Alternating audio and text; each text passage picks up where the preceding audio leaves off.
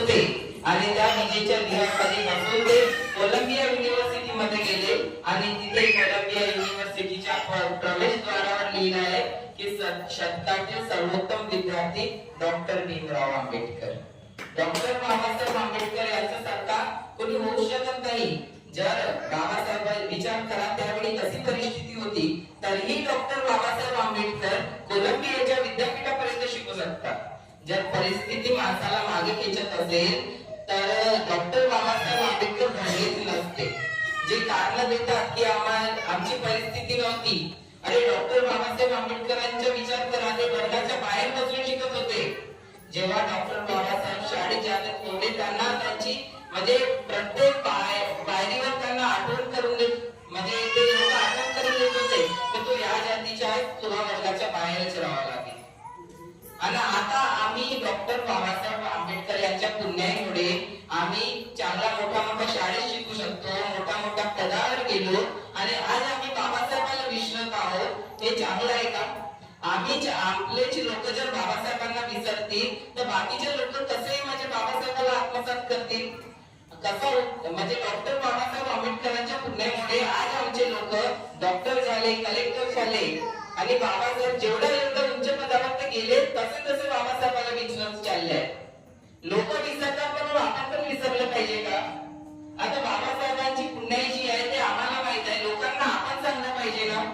हा जो आमचा समाज होता, गावापुसा बाहेर राहणारा आमचा समाज होता, गावाच्या बाहेर आमचे घर होते आणि महार म्हणून अस्पृश्य म्हणून आम्हाला हिणवले गेलेले लोक होतो आम्ही.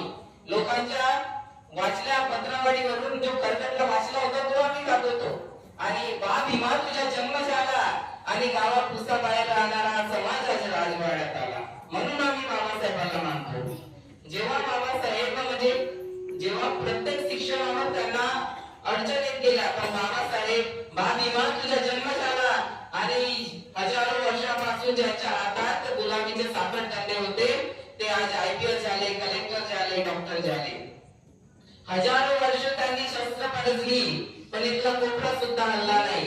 हजारो वर्ष त्यांनी शस्त्र परजली पण इथला कोपरा सुद्धा हल्ला नाही. बा भीमा तुम्ही पेन उचलला, अख्खा इतिहास बदलून दिला, अख्खा इतिहास बदलून दिला.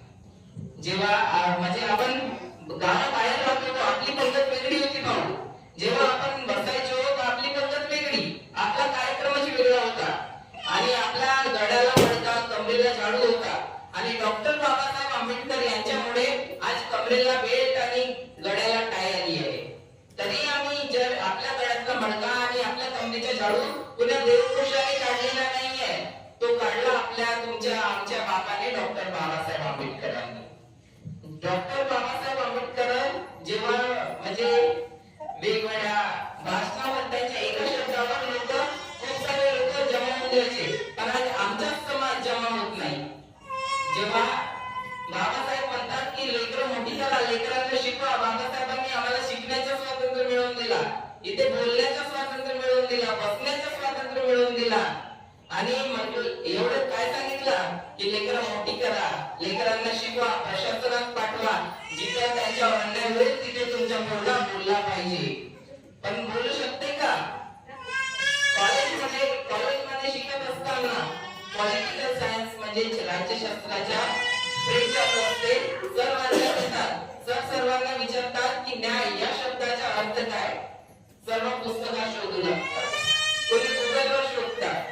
त्यांच्यातच एक विद्यार्थी होते आणि म्हणते सर या प्रश्नाचे उत्तर आहे डॉक्टर बाबासाहेब आंबेडकर.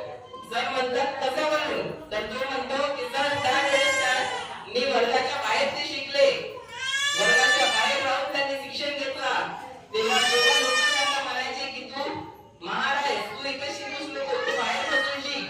ती गोष्ट त्यांनी मनावर घेतली, उच्च शिक्षण प्राप्त करून त्यांनी या देशाचा संविधान लिहिला आणि आज आम्ही सगळे एका बेंचवर एका वर्गात सोबत बसून शिकत आहोत. हे कुणाची पुण्य आहे? फक्त बाबासाहेब आंबेडकरांची पुण्य आहे.